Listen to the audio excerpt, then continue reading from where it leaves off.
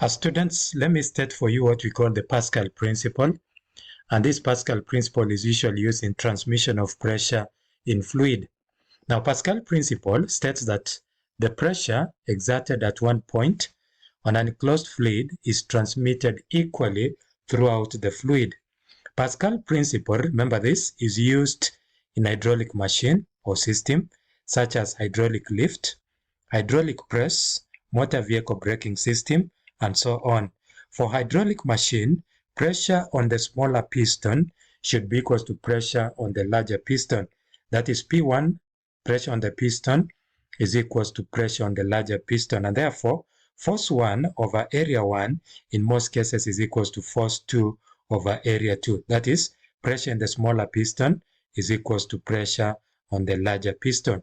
You can follow me for more explanation regarding to this area. Thank you.